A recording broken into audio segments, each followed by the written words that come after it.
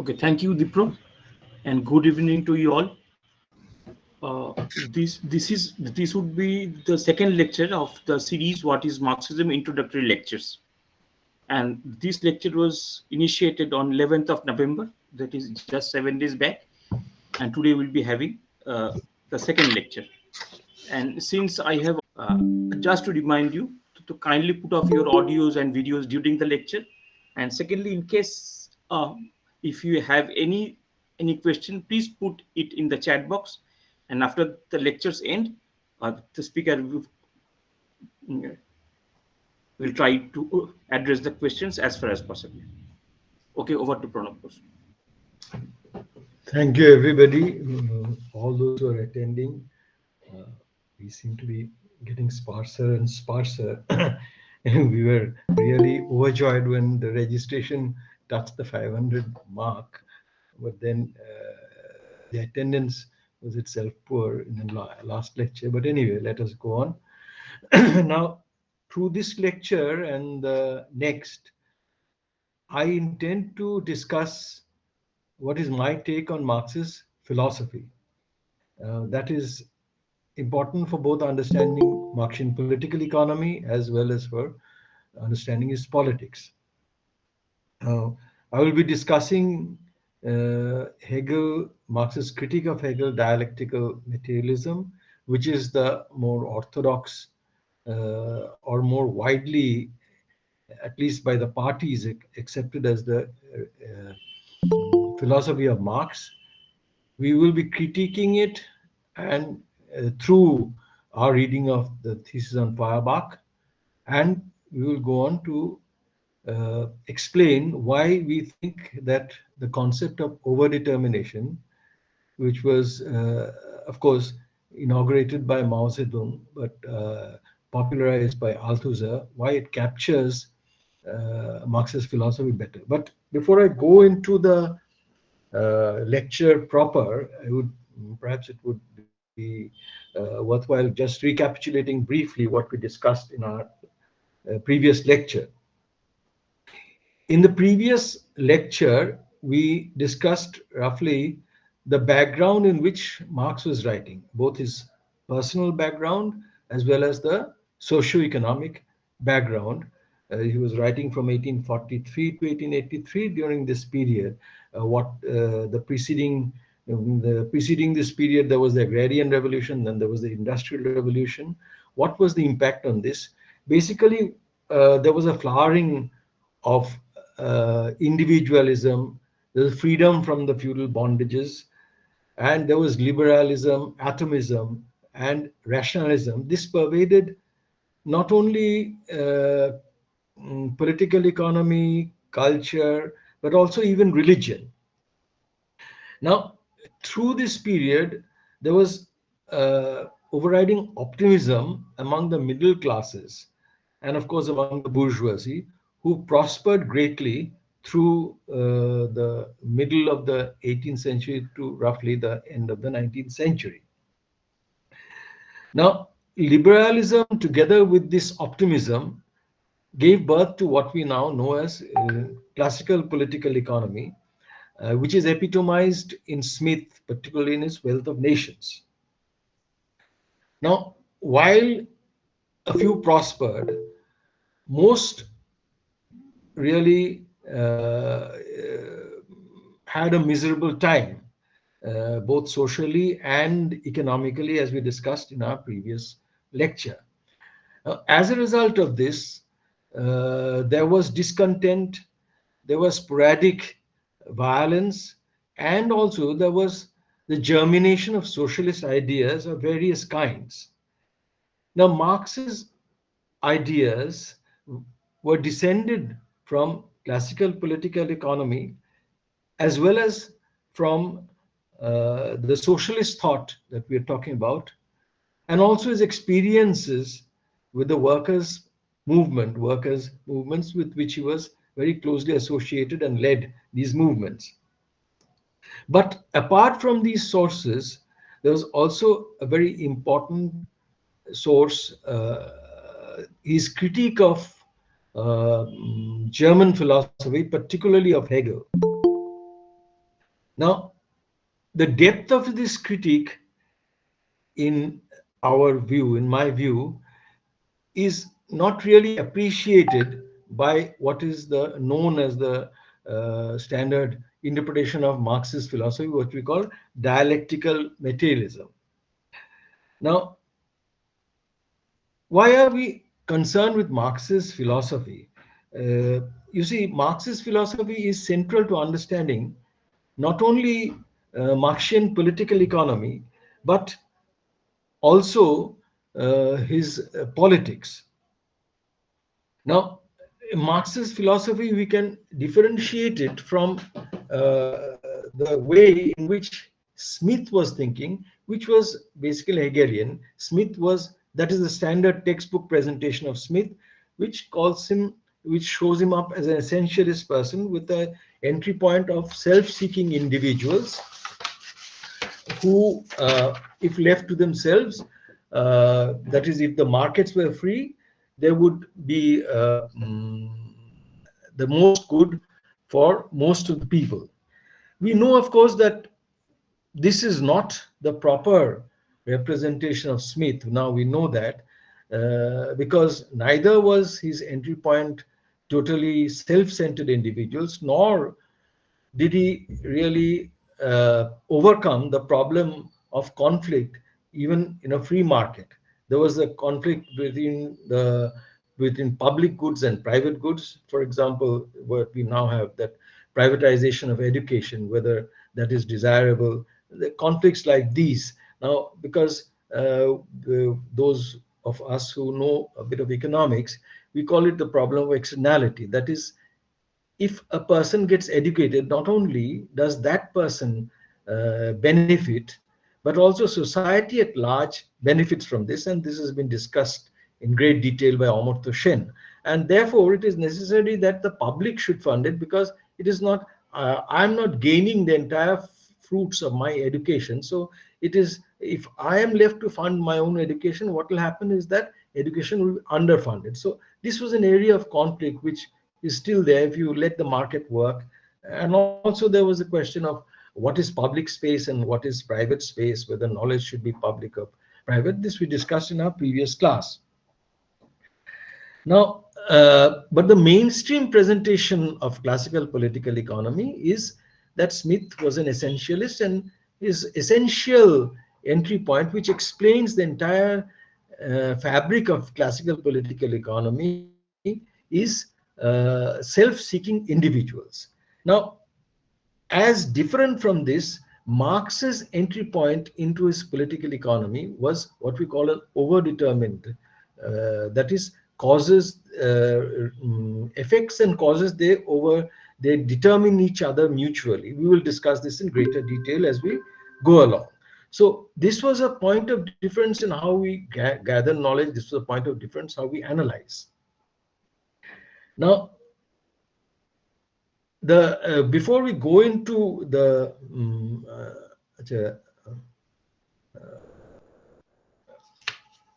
mainstream, before we go into this overdetermined interpretation, we will go into what is the standard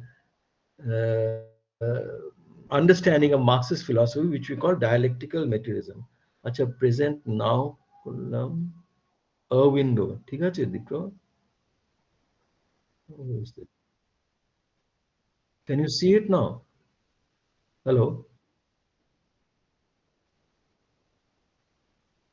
Is it visible?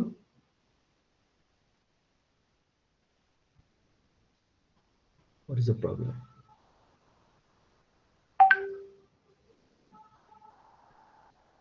Share.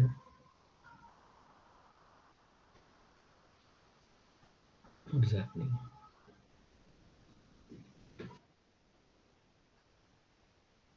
Select the screen. The arrow, then a window, or I'll say your entire screen. I'm pressing a window.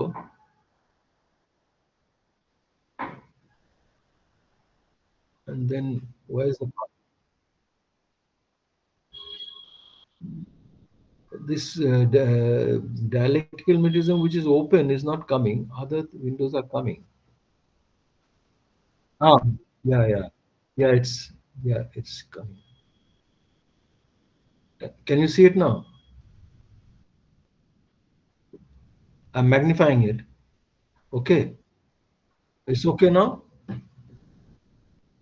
Okay, so before we move on to discuss this overdetermined concept of Marxist philosophy through a reading of his thesis on Feuerbach, we will have to confront what is the standard interpretation of Marxist philosophy, which goes by the name of dialectical materialism, or diamat for short. Now, this dialectical materialism was not a term that was used by Marx or Engels. It was developed by a socialist worker, Joseph Ditzen, in 1887. Now, this became very popular because Lenin, in Materialism and Empiriocriticism, talked about dialectical materialism. And Lenin thought that there are three defining characteristics of dialectical materialism. This, of course, I'm borrowing a bit from Baliber's philosophy of Marx.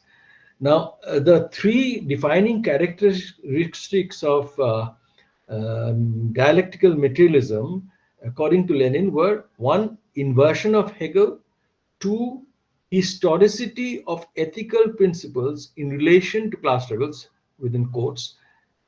Now, historicity of ethical, inversion of Hegel, this we will go into in detail, that what does Diamat mean by inversion of Hegel, and what does the overdetermination idea concept mean by the idea of inversion of Hegel.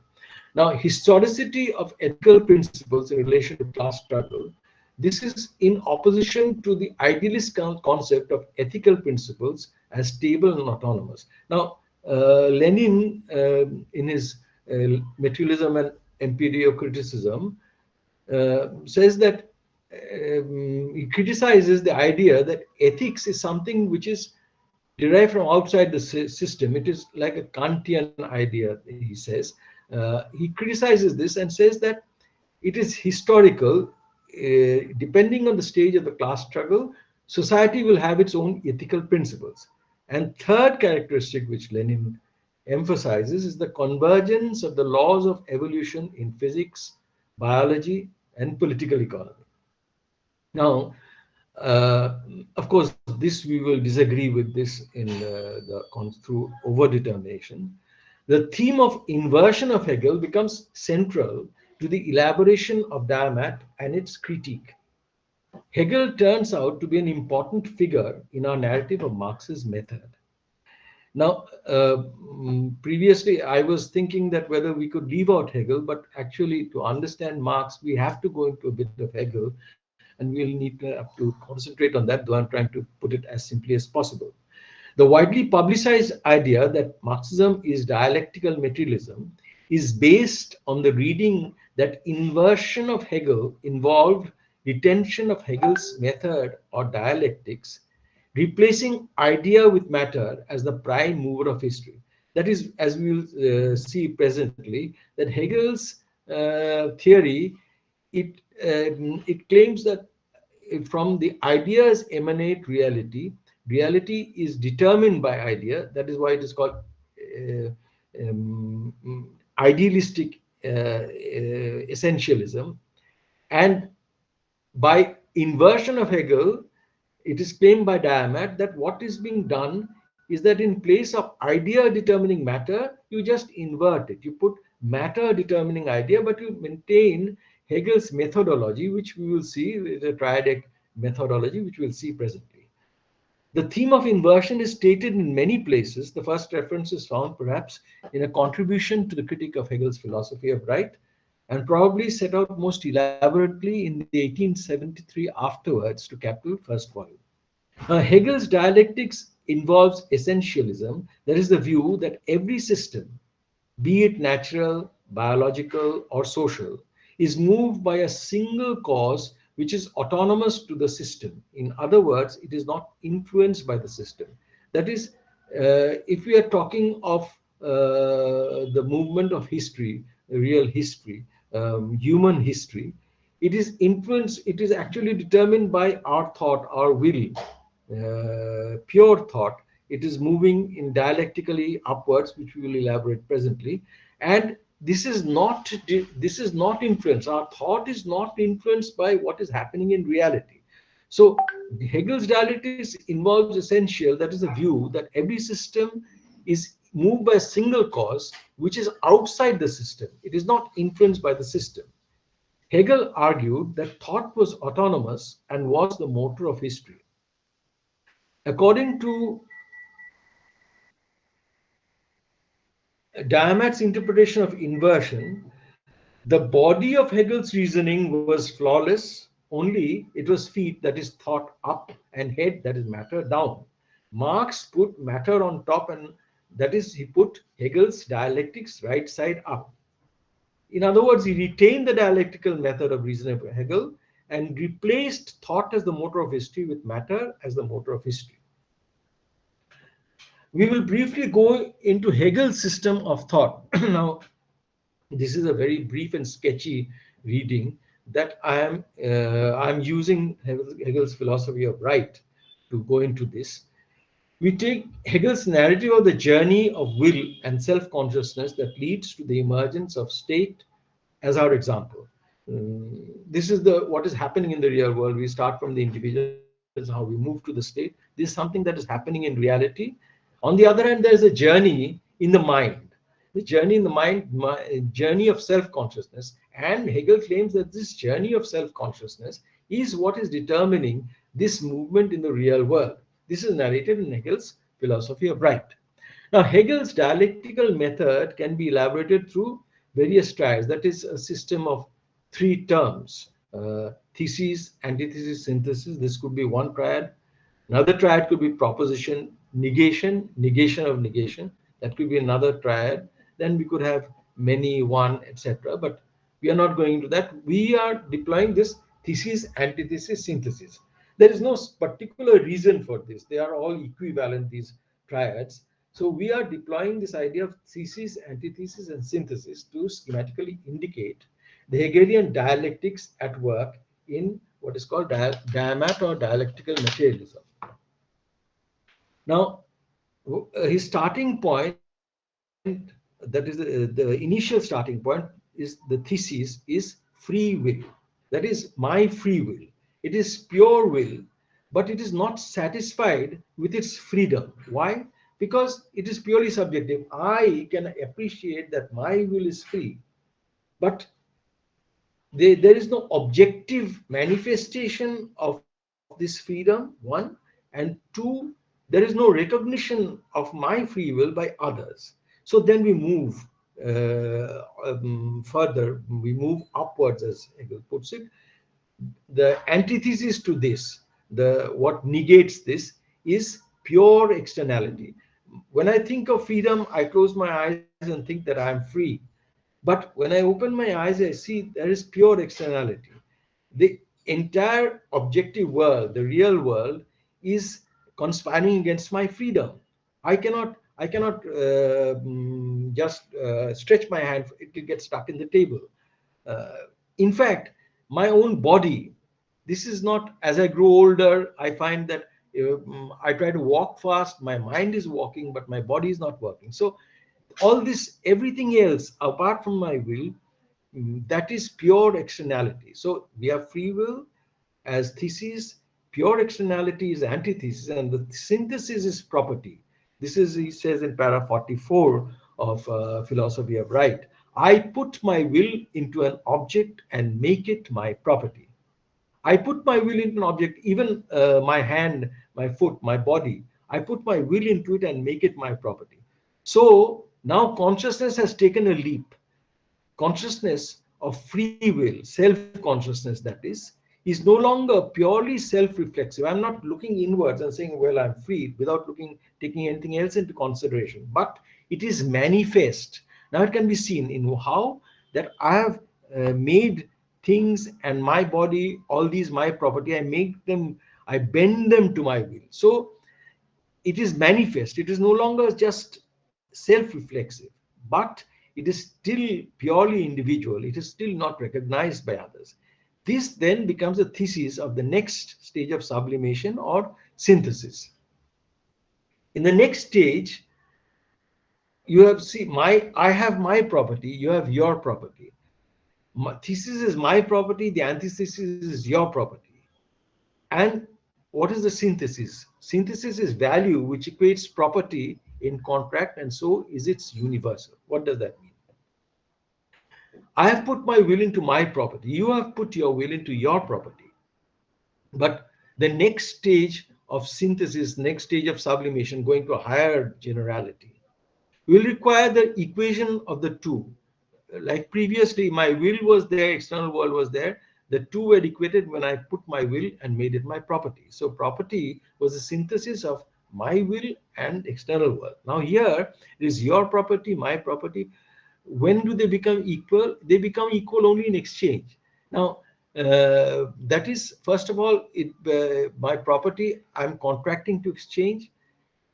And then something is emerging which denotes both my property and your property, the value of each, how I can exchange, how much of my property will exchange with 1 unit of your property, and vice versa. So that is value. So value is the universal which equates property in contract. Self-consciousness now is not only manifested externally, but is social. One's free will is recognized by another. So self-consciousness, first, it was purely self-reflexive. It had no external manifestation. Then it became manifest in property. Now it is recognized by the other. Once free will is recognized by the other, when we are trading, in there another universal is created, which is value. And so the other is recognizing my property, and I am recognizing the other's property. Then there are further steps to state as a manifestation of the idea of free will. So free will is now moving upwards. When I recognize contract and value, I recognize the right to property. Without the right to property, you cannot have contract, you cannot have exchange, you cannot have value. So I recognize the right to property. I recognize your right, you recognize my right. But someone does not recognize the right. He wrongs. So right, wrong, out of this synthesize in concept of morality. And then it moves on to ethics and state. I'm not going to the entire journey. So the journey to the state in the material world is determined by the journey of self-consciousness in the mind. So this is essentialism, and this is idealist essentialism. In my mind, I am thinking, and that is creating the journey in the real world. Now, we have to mention here that this journey of self-consciousness is based on the manifestation of spirit through the mediation of the external world in the interaction of individual free will and individual free will. That is, I am free, you are free. My freedom is free will is manifest in my property, your freedom, free will is manifest in your property. Then we are interacting with each other through the mediation of this property. We are exchanging this property. Now, what would happen if there was this mediation was taken away? That is, I have my free will, you have your free will, and we are directly colliding with one another. I wish to establish my free will on you, and you are. So now it is not the inanimate world.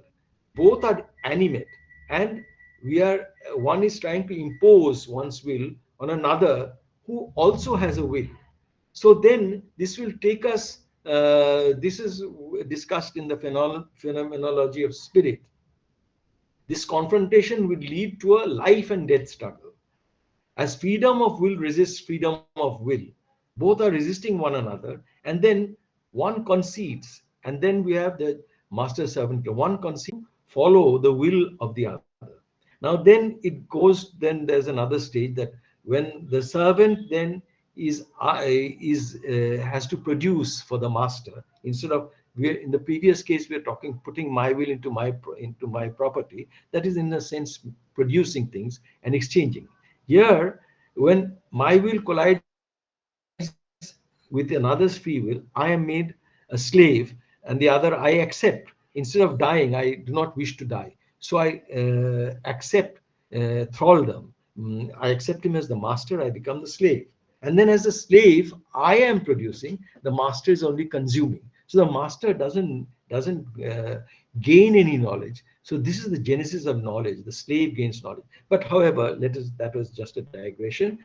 Let us stick to what we are discussing in the philosophy of right. So we have a journey in the mind, journey of self-consciousness, and this is determining the journey in the real world to the state.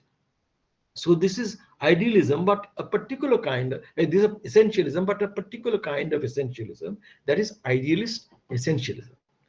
Now, Diamat's interpretation of Marx's philosophy claims that Marx retained the triadic method of reasoning, but put matter in place of mind, that is, in place of self-consciousness. Now, what does putting matter in place of mind or self-consciousness mean?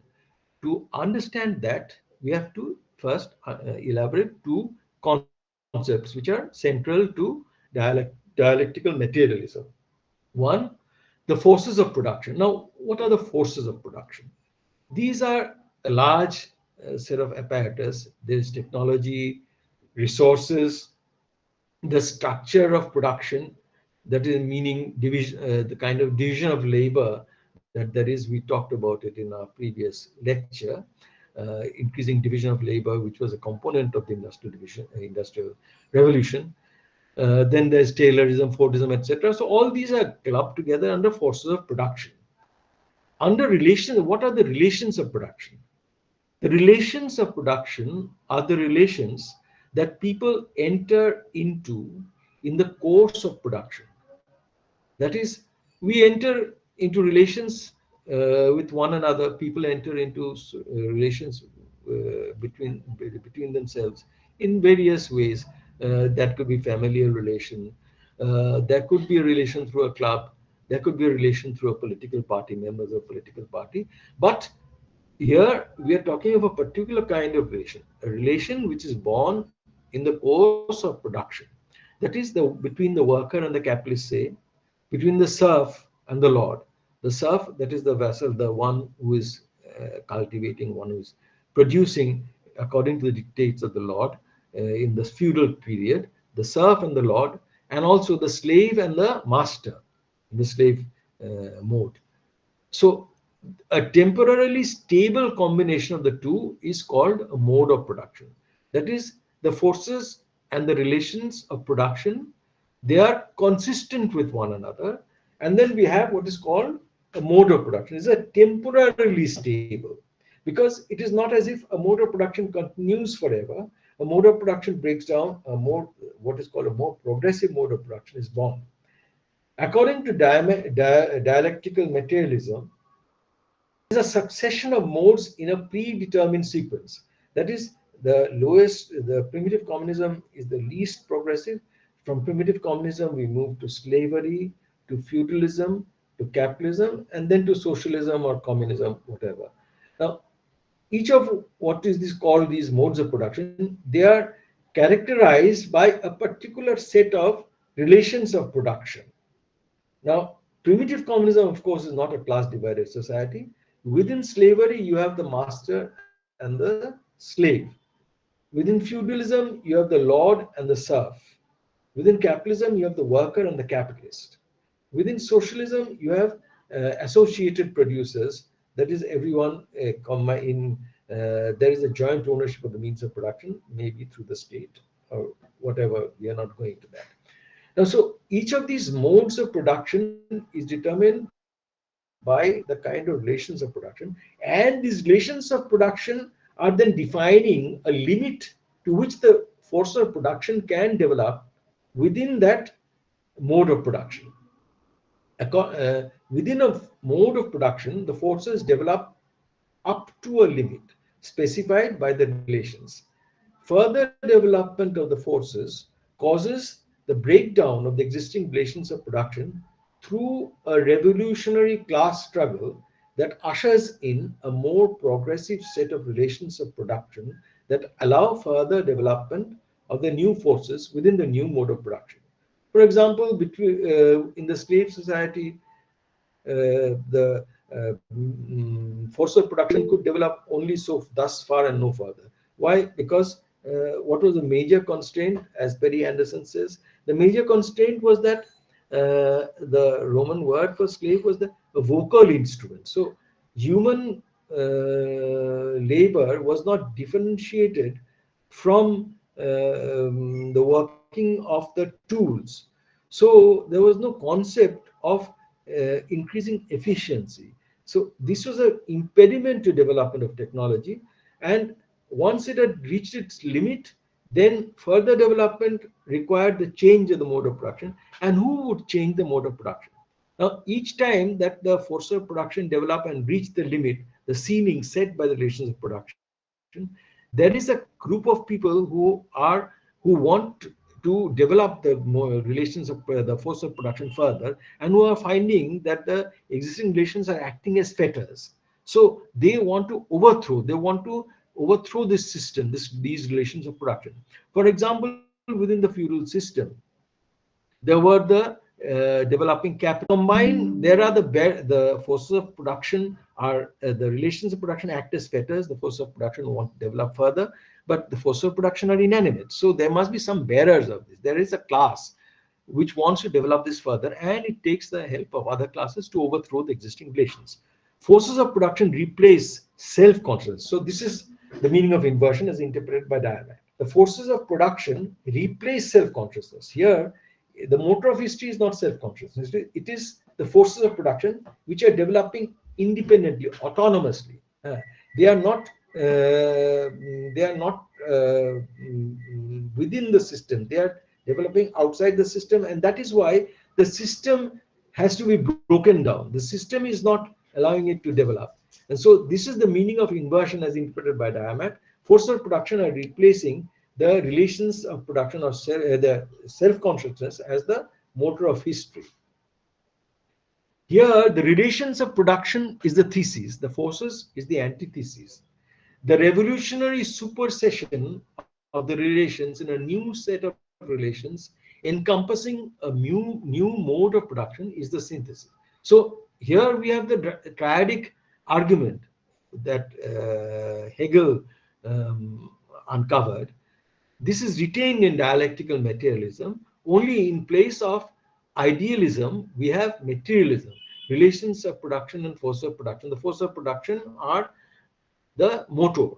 So the thesis is the relations of production, forces is the antithesis, and revolutionary supersession of the relations in a new set of relations encompassing a new mode of production is the synthesis. For example, consider the feudal relations. As we had remarked, the system does not allow large-scale industrial production because of the necessary visible presence of the feudal lord. Now, we had talked about this in our previous lecture, that feudalism is based on privilege.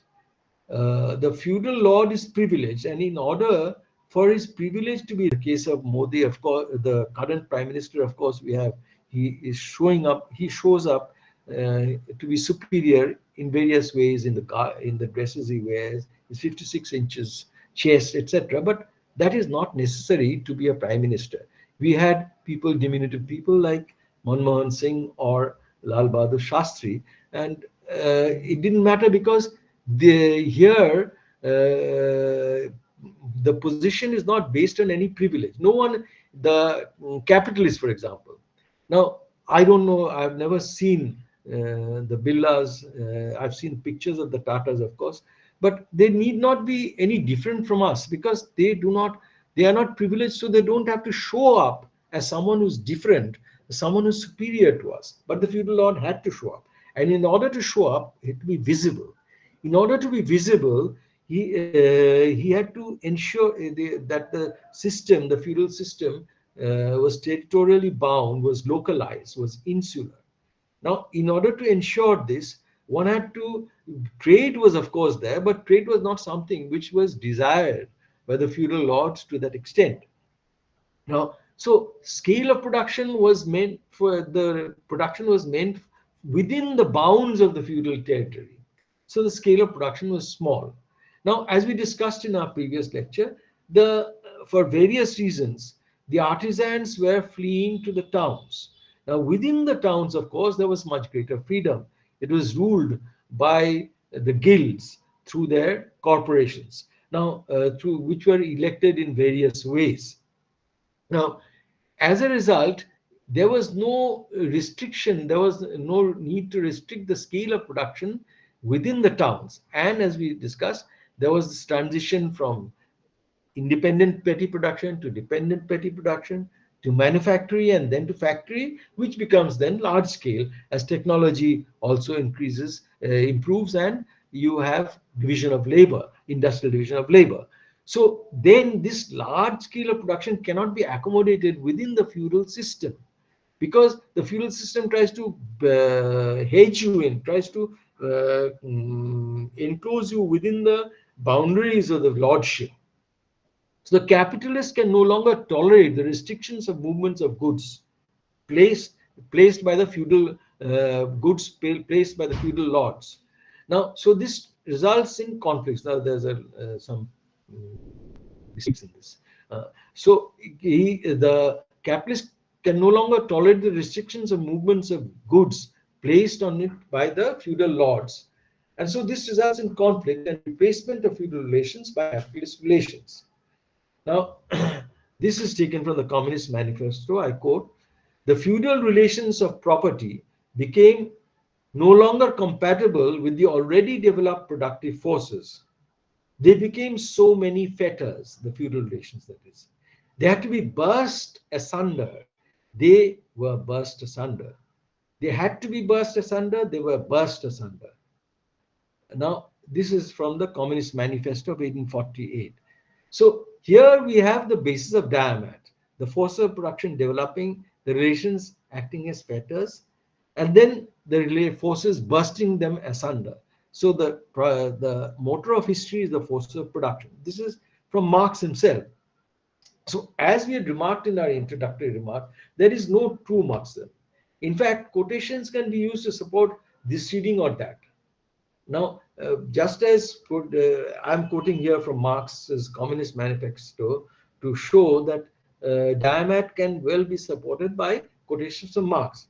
Now, we can also use quotations from Marx to show that Diamat or dialectical materialism is not consistent with this philosophy, as we will argue through our reading of the thesis on Feuerbach.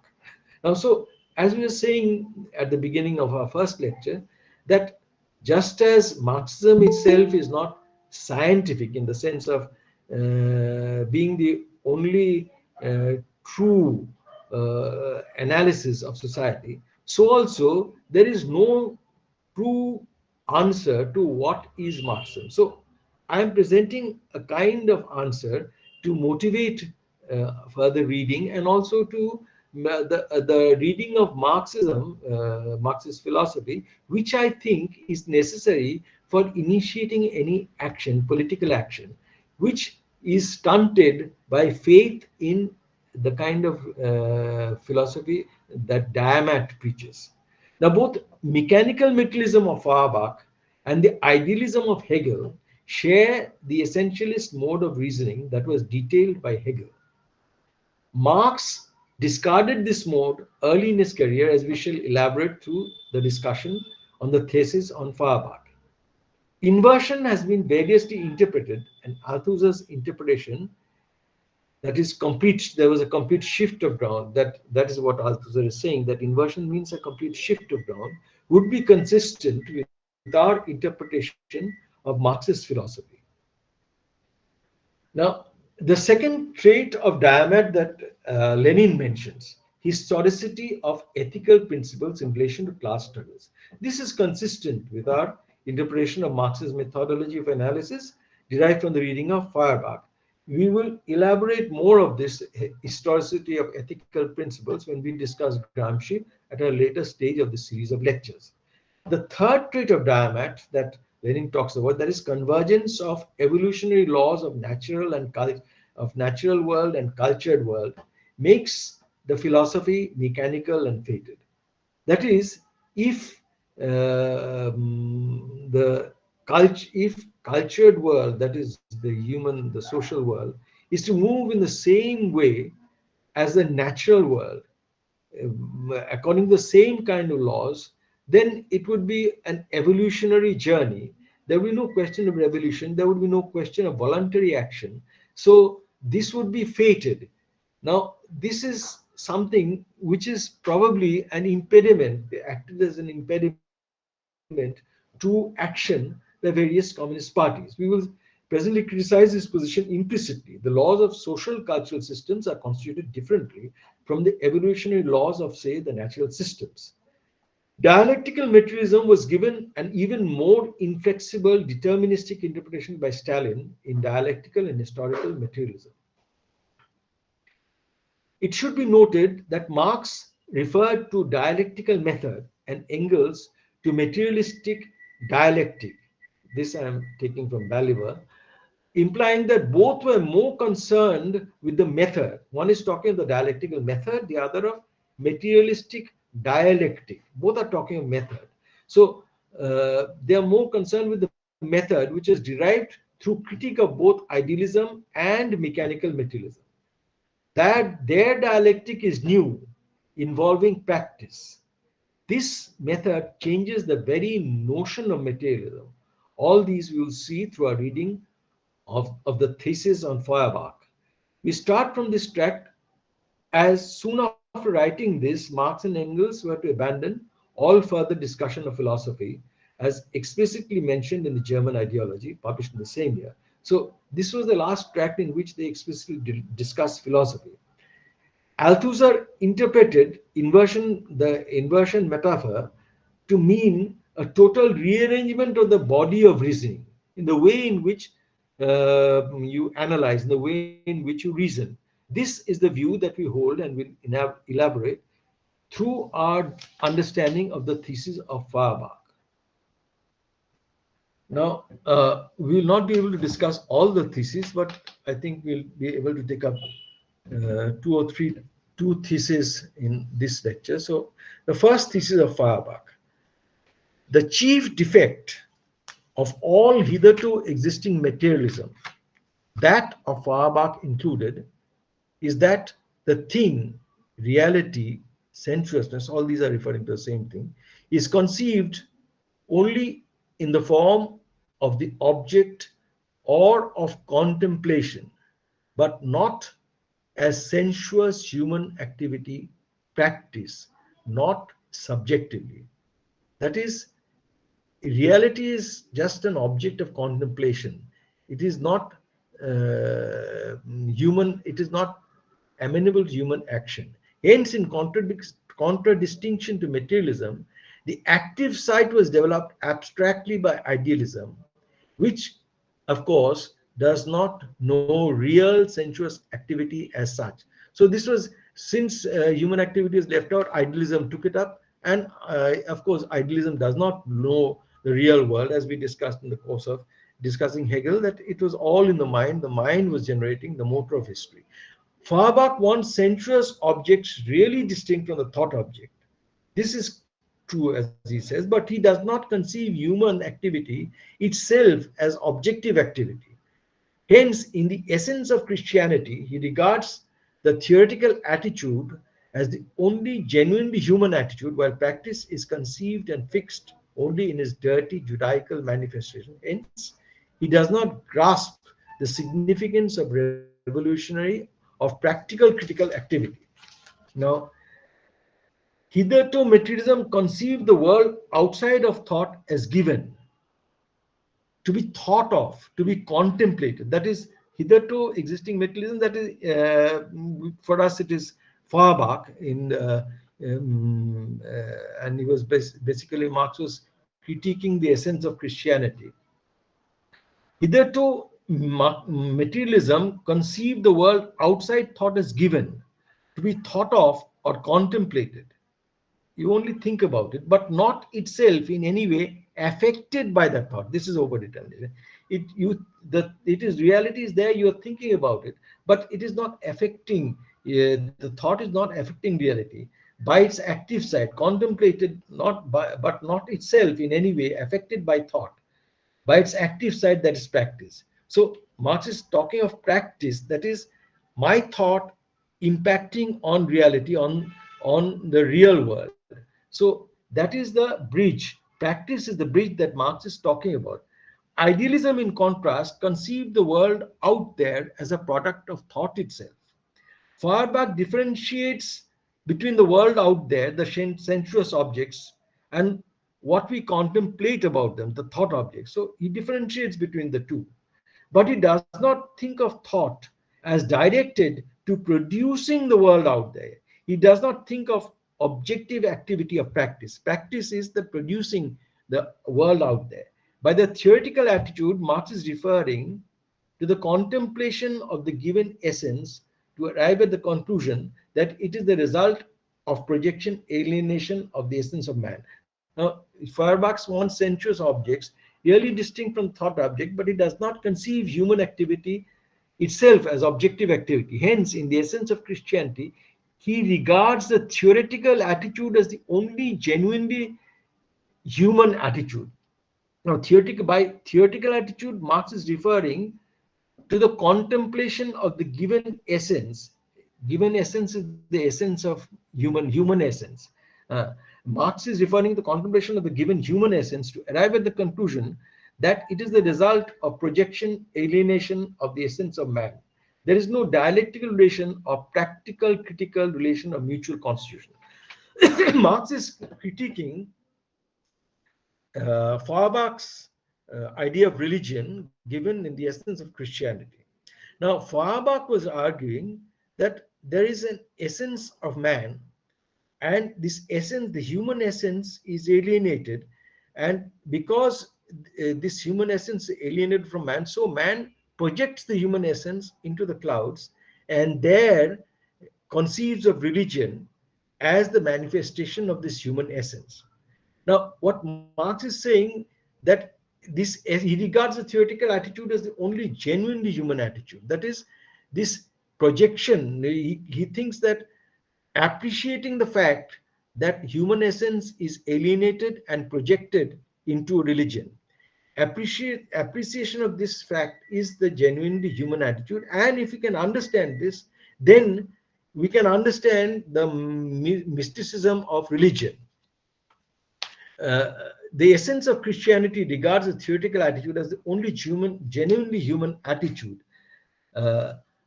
Marx is referring, there is no dialectical relation or practical critical relation of mutual constitution between reality and this essence of man, which is projected to create religion. Realization of the essence of religion does not reflect back to analysis of contradiction in human society from which results this essence. Now, Marx was of the view that this alienation of the human essence, there was no human essence which is ahistorical. At every point, in every society, human beings feel alienated because of the existing relations of production, and this alienation is what creates their belief in the religion as a way out. So this human essence is nothing that is given, fixed in thought, but it is a part of the reality, and this is the reality of the social order. This is what is generating the alienation within the social order, is what is generating religion. And he talks of, hence, dirty. He regards theoretical, while practice is conceived and fixed only in its dirty Judaical manifestation. So he thinks that human beings think that, well, Christianity, the dirty Judaical, that is Jew, dirty, that is of the earth. So the Jews were thinking of money, they were thinking of loaning money, they were thinking of money lending, etc., etc. So this is the dirty Judaical world. So Christianity, the essence of Christianity is manifested, is the essence of human beings, is the essence of man. So this is divorced totally from the dirty Judaical manifestations. Hence, he does not grasp the significance of revolutionary, of practical critical activity. That is, he does not grasp the fact that it is practice which relates thought with matter, and it is this relation of thought with matter in this world in which the society, the relations of production are creating these frictions and alienations, which is causing the projection into religion. This is what he's saying. Now, the second thesis, the question whether objective truth can be attributed to human thinking is not a question of theory, but is a practical question. Man must prove the truth, that is the reality and power, the this-sidedness of his thinking in practice. The dispute over the reality or non-reality of thinking that is isolated from practice is purely scholastic question. Objective truth, the question whether objective truth can be attributed to human thinking. Now, objective truth, what is objective truth? What is happening out there in the world? This is the result of human thinking in the sense of practice, that is producing according to a plan. So the question whether objective truth can be attributed to human thinking is not a question of theory, but is a practical question. It is a question of practice. Objective truth, what's happening in the world out there, is the result of human thinking in the sense of practice, that is producing according to a plan. This is the proof of the effectiveness, the power of his thinking. The decidedness of his thinking means the effect of his thinking on the real world, the decidedness of his thinking. This constitutes the idea, thought, as well as matter. See, thinking as activity is itself a part of reality. Hence, to divorce thinking from its active part and then to contemplate whether it is real is an empty academic exercise. So man must prove the truth, that is the reality and power, the decidedness of his thinking, in practice. That is, he must put his thought into practice in the real world. The dispute over reality or non-reality of thinking, which is isolated from practice, unless you put your thoughts into practice, if you just think whether this thinking is right, whether this thinking is wrong, the dispute over reality or non-reality of thinking that is isolated from practice is a purely scholastic question. Among other things, this theory of knowledge implies that objectivity of truth is ever changing. Hence, there is no absolute truth. So you put your plan into execution. You are not able to execute your entire plan because the objective world, what is there out there, this is contradicting your plans. This is refuting some of the things that you had planned, and therefore you have to go back to the drawing board. So there is constant. So your thought is a part of this real world, and the connection between the inanimate world and your thinking, this is through practice, which relates the truth. So it is not, you cannot isolate thinking from practice, from reality. Now, the third thesis, I think we will end with the discussion of this thesis. Says the materialist doctrine concerning the changing of circumstances and upbringing forgets that circumstances are changed by men and that it is essential to educate the educator himself. This doctrine must therefore divide society into two parts. One, which is superior to society, the coincidence of the changing of circumstances and of human activity or self-changing can be conceived and rationally understood only as revolutionary practice. So he's saying the previous, that is the mechanical materialism, did not accept that material circumstances are changed by man. The thought of material society as being governed by natural laws, they thought of material society as being governed by natural laws that are known to the educator. Now, this is very important. He says that the materialist doctrine concerning the changing of circumstances and upbringing forgets that circumstances are changed by men, and that it is essential to educate the educator himself. What does he mean by saying it is essential to educate the educator himself? Now, this is, I think, a very significant passage. That is, they thought of material society as being governed by natural laws, and that is the mechanical materialists, including Feuerbach. These laws are known to the educator, the organic leader, or the political leaders, as they were later called, through contemplation. See, there is the real world is out there, and all you can do is contemplate it. That is what the mechanical materialism of Feuerbach said. So they thought of material society as being governed by natural laws that are known to the educator through contemplation. Hence, they become superior to the rest of society. This doctrine must therefore divide society into two parts, one of which is superior to society. So, so there is in the process, but knowledge can only be based on practice. So, what the mechanical materialism was saying is that through contemplation, the educator knows and becomes superior to the rest of society. But what Marx is saying is that knowledge can only be based on practice.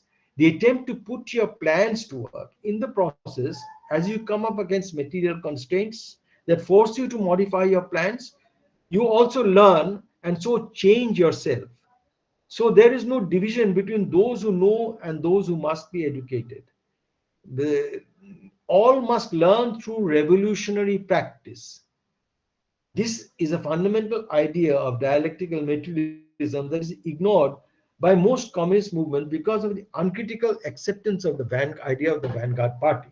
You see, so what Marx is, this thesis 3 is very important, that the materialist doctrine concerning the changing of circumstances and upbringing, he's talking of the previous materialist doctrine, forgets that circumstances are changed by men, and that is essential. It is essential to educate the educator himself. Why? The educator was thinking that he needs no education. He doesn't have to learn. There is no practice. The education knows the natural laws, and so he is superior. This doctrine must therefore divide society into two parts, one of which is superior to society. The coincidence of the changing of circumstances and of human activity, that is, human activity is changing the circumstances or self-changing, can be conceived and rationally understood only as revolutionary practice. So it is only through revolutionary practice that we know that the educator educates himself, and therefore no one is superior. There is no concept of the knowing leaders who can then guide the cadre. So this is a very important thesis, I think. I think I will end here because this is the rest we'll take up in the next series, because I think that there should be a lot of questions. We have discussed some things which are, or should I continue? Are there questions? I will just see whether there are questions. Yes.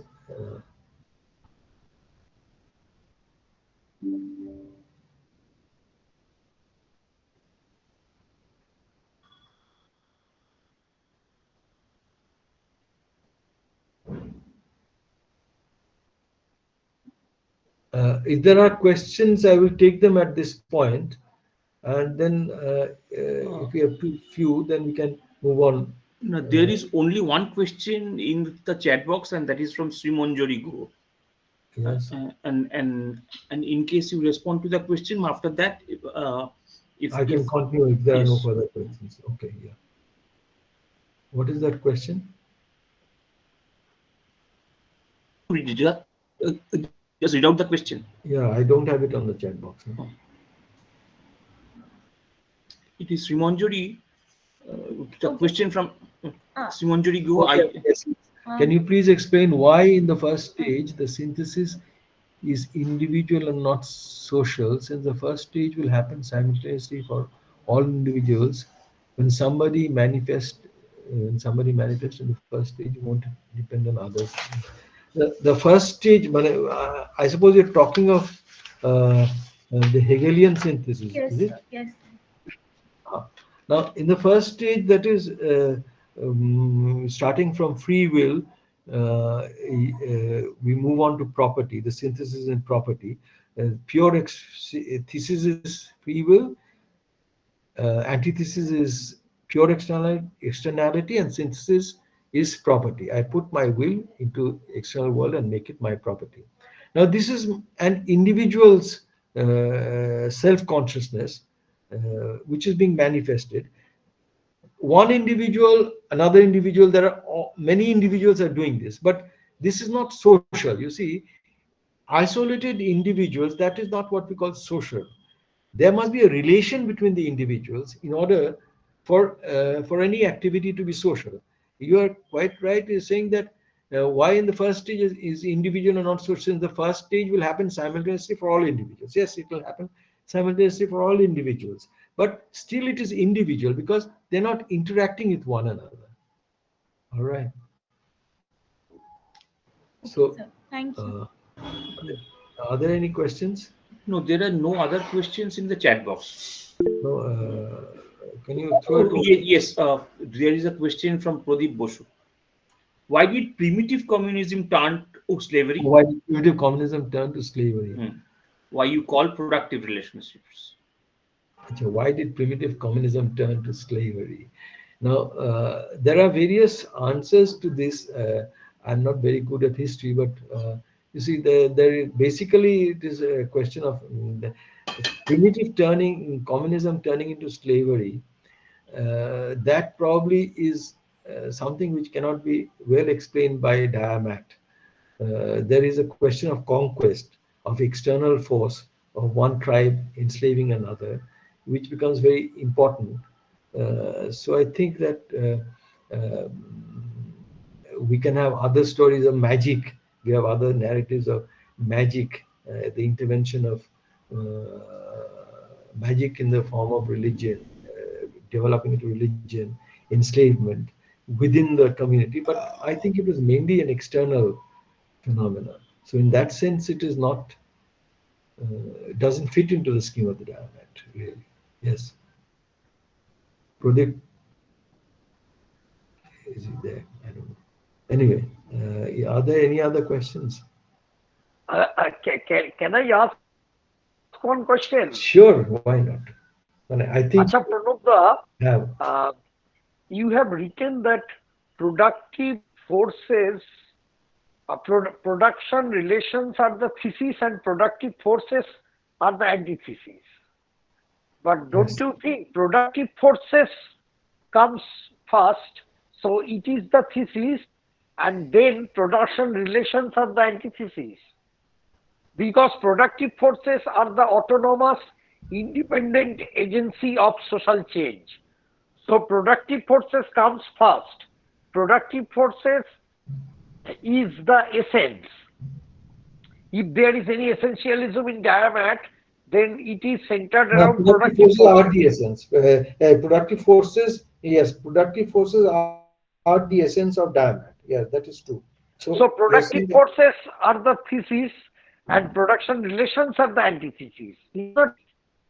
But you have written that production relations are the antithesis. You can conceive it in either way. You see, once the relations are changed, your birth of a new mode of production. Now, within this new mode of it is the relations which is allowing the forces to develop this far and no further. So in that sense, the relations are there, the forces are developing, they're coming into conflict with the existing relations, and then there is a synthesis in a new relation. Now, maybe, yes, maybe. But how do we decide? How do we decide which one is thesis and which one is antithesis? I get your point. But thesis comes prior to antithesis. So how do we judge? How do we decide? Relations are prior in the sense that, you see, unless you have a new relations of production, the forces of production cannot develop. So once you have a relation of production, the forces of production develop within it. So in that sense, they are prior. Now, if the forces of production are prior, in a revolutionary situation, you are saying that the force of production will be prior. You're right. In the revolutionary situation, of course, they will be prior. I'll have to think about this. Okay, thank you. Thank you.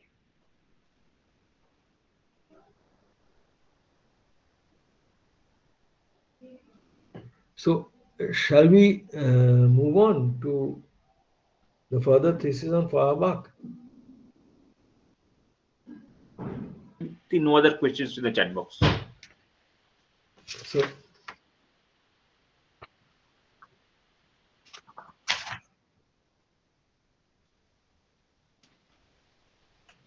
yeah, it is open Okay. now. Everyone Yes. knows. As Dipro has asked, in case So, anyone has any question for Pranab.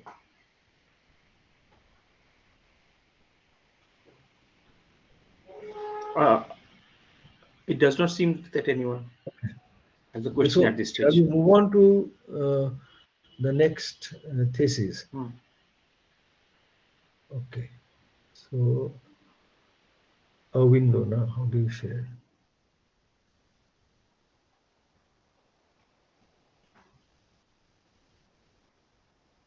Yes, can you see the slide? Yes, it is visible.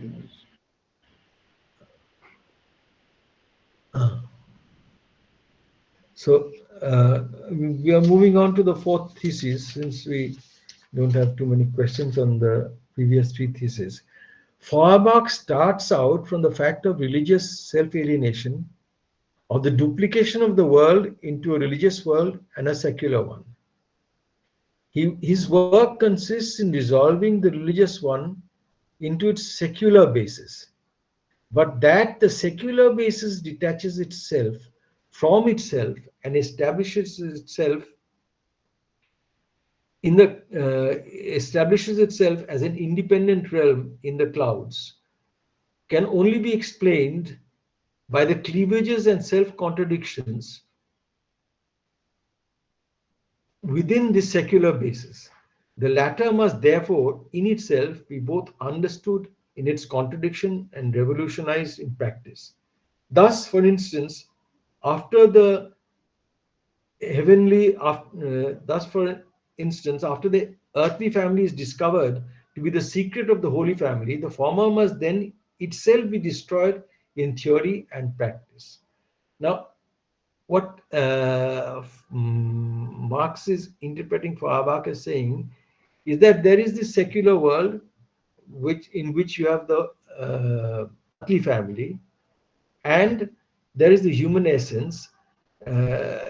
Feuerbach starts on the fact of religious self-alienation. So you are alienated, the human essence is alienated and it is projected into the world out there, into the clouds, and religion is made. So if one understands that it is the alienation of man from his essence which is giving birth to religion, if one can if man can be made to understand this, human beings can be made to understand this, if society can be made to understand this, then the basis of religion will be demolished.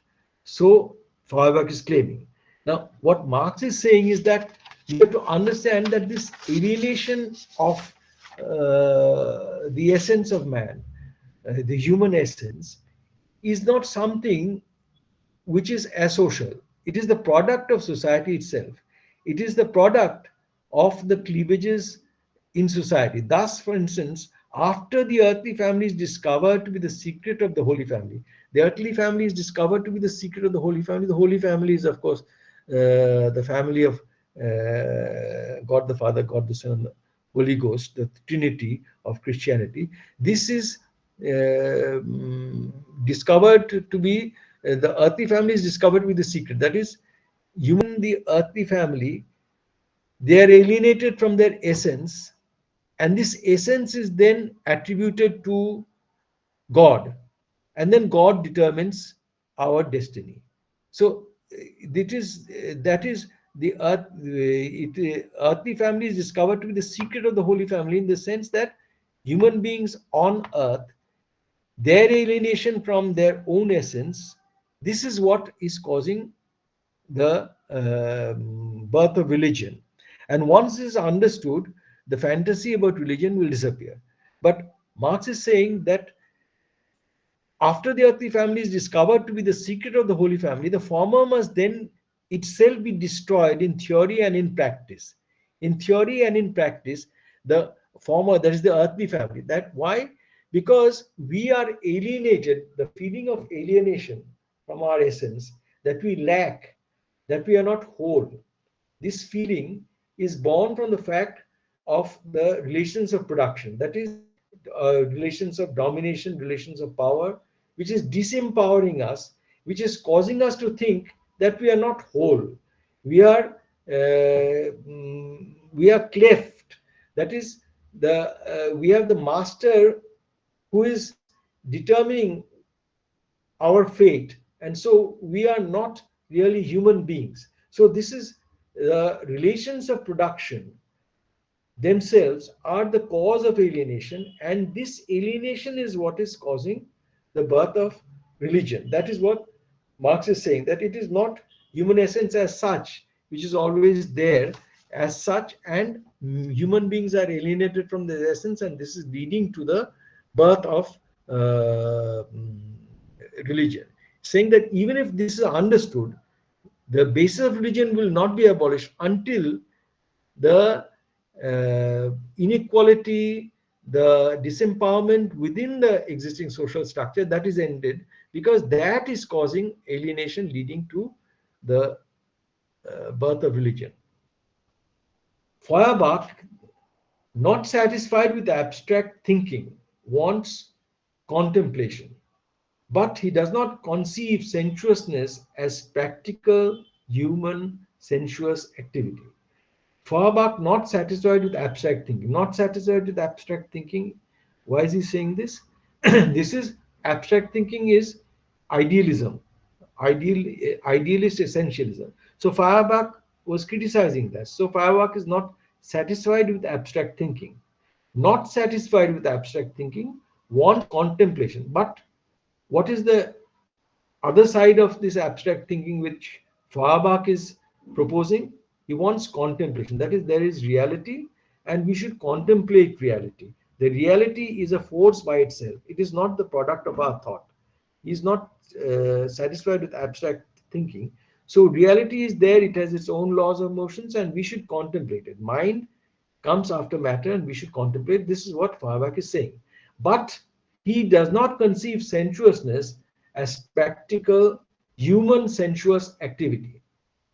Sensuousness is not just the world out there. It is practical human sensuous activity. So it is again the question of practice. That is, we are thinking, putting our thoughts into practice. Again and again, Marx is coming back to this concept of practice, which is linking activity, which is linking the real world, the objective world, and the mental world, and the two together are over-determining one another. This is the Marxist criticism of mechanical materialism of Feuerbach.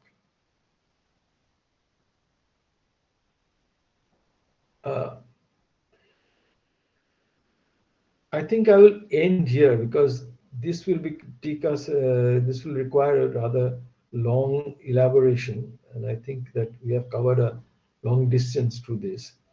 So, are there no questions on the thesis on Feuerbach?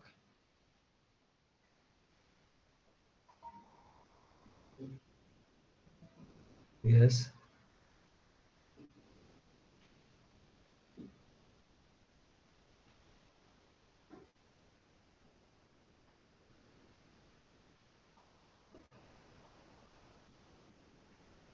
Yes, so I will take it that there are no further questions.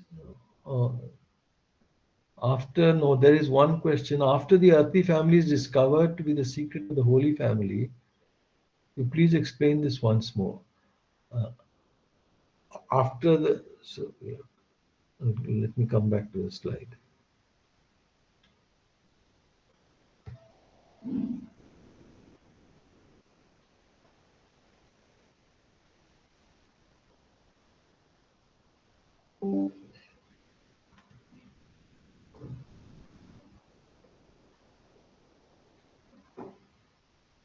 after the earthly, this is thesis 4 you're asking about. Uh, uh, Thus, for instance, after the earthly family uh, is discovered to be the secret of the Holy Family, the former must then itself be destroyed in theory and in practice. So, Feuerbach was saying that religious mysticism, religious myths, all these are these are fetters. These constrain our thought, and so this must be done away with. Now, how should this be done away with? Feuerbach's prescription, so to say, is that if you can explain properly that religion is born out of the alienation of man from his essence, then we will understand that is, I am not I'm not whole. You see, I think I lack this. I am not sympathetic to people. I am not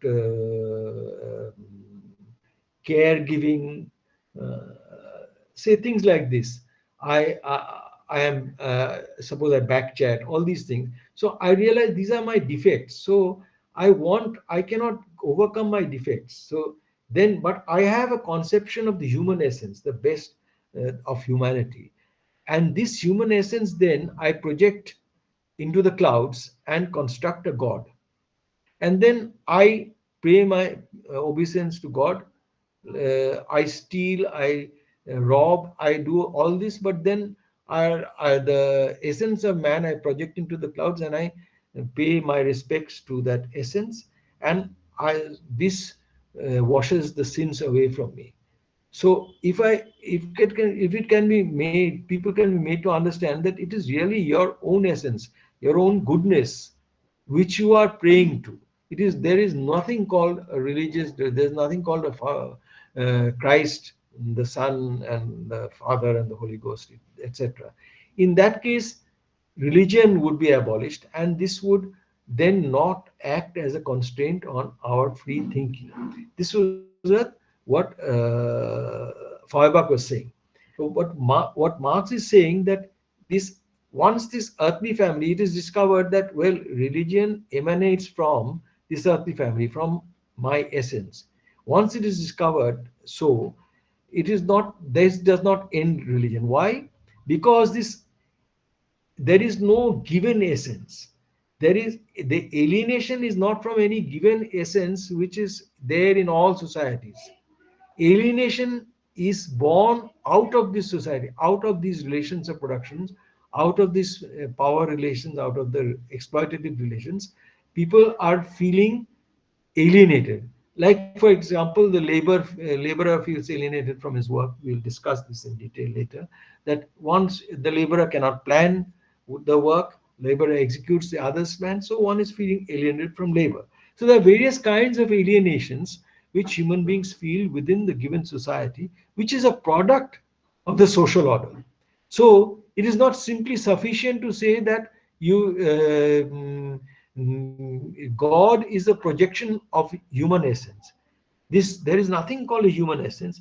God, you are projecting, you are creating God to overcome your alienation. The alienation is a product of the earthly family. So the former must then itself be destroyed in theory and in practice. The earthly family, meaning the relations of production, the relations of power, the relations of domination, all these must be destroyed in theory and in practice. That is, in theory, one must understand that it is this earthly family, these relations on the earth, social relations, which are creating the alienation. So it must be destroyed. This understanding itself is destroying the theory about the earthly family, and in practice it must be shattered. That is, one is talking of revolutionary practice. Yes. Thank you, sir. So, I had one last question, sir. In the first thesis, there was some mention about only the practical. I forgot. One second. So, he Are you regards. seeing that? Is it shown on the screen? First thesis, no. Yes, sir. Sir, yes. So, sir, this line that only the theoretical, he regards the theoretical attitude as the only genuine human attitude. This portion, sir, can you please explain once more? Feuerbach wants sensuous objects really distinct from thought Uh-huh. objects, but does not conceive human activity itself. Hence, in the essence of Christianity, regards Yes, the sir. theoretical attitude as the only genuinely human attitude. Now, what he's saying here, essence of Christianity, he's counterposing Christianity with Judaism. Now, according to the Feuerbach, in the essence of Christianity, Christianity is the most developed form of religion in the sense that it is the product of the alienated essence of human essence. Man's human essence is alienated and projected into the clouds, and there is born Christianity, the distilled human essence. He regards the essence of Christianity, regards hence in the essence of Christianity, regards the theoretical attitude as the only genuinely human attitude. That is the theoretical attitude which is generating Christianity. This is the theoretical attitude which is not concerned with the real world. By theoretical attitude is as the only genuinely human attitude, not concerned with the real world, while practice is conceived and fixed only. That is, Christianity is the theoretical attitude, the human essence, projection of the human essence is generating Christianity, while practice is conceived and fixed only in its dirty Judaical manifestation. On the other hand, that is left. The real world working dirt of the earth, the earthly practice, that is what is creating Judaism.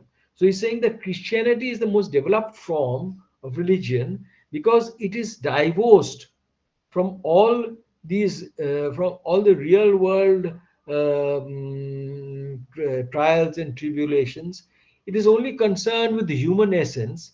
So he regards this theoretical attitude as the only genuinely human attitude, that is, which is generating Christianity, whereas practice is conceived and fixed only in its dirty Judaical manifestation. So the rest, the other religions, particularly Judaism, that is born of something which is not distilled into the human essence. It is not born of the projection of the human essence. Have I answered you? Yes, sir. Thank you, sir. So,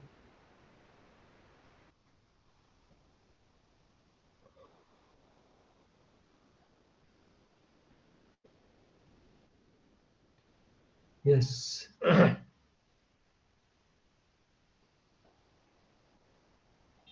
So, if there are no other questions, shall we end here? হ্যাঁ, মানে আর তো কোনো chat বক্সে কোনো question নেই। আর কেউ question তো করছে না। করছে না, কেউ করছে না তো। হ্যাঁ, সেটাই। Dipro.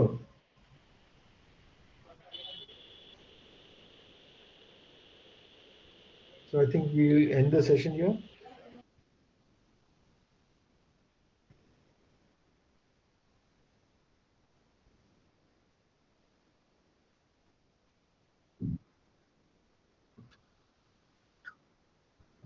And Pradeep, I will try to answer the questions you raised today.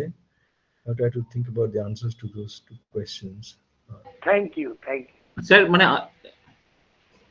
হ্যাঁ, আমার একটা ইয়ে আছে, যে যে পাওয়ার পয়েন্ট, যে প্রেজেন্টেশন গুলো আপনি মানে গত দিন এবং আজকে করলেন, সেইগুলো কি আমাদের যে গ্রুপ বা কোথাও একটা দেওয়া সম্ভব? হ্যাঁ, দীপ্র কিভাবে শেয়ার করে?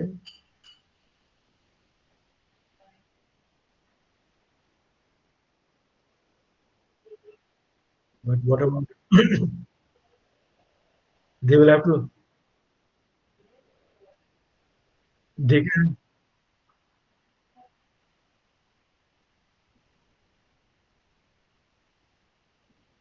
you can share your mail here.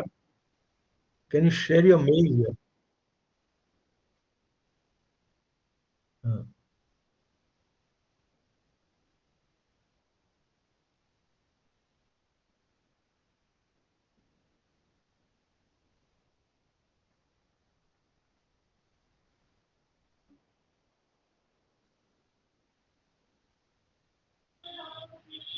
Yes, that is a good proposition. Okay. Yes, I can send Actually, all the those previous ones also. Yes, Rajesh. no, I think Deepak can share his email, and those who are Uh, present here, if they're interested, they that's can what I simply write to him. That because would there be are not simple. very many, nah. There are not It's very better many. that those who are interested.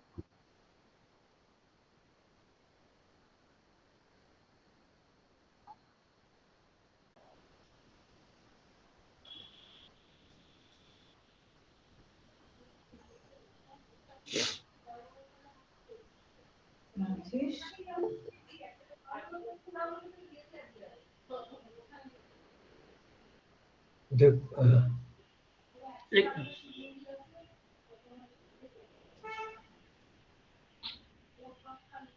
okay. okay. Yeah.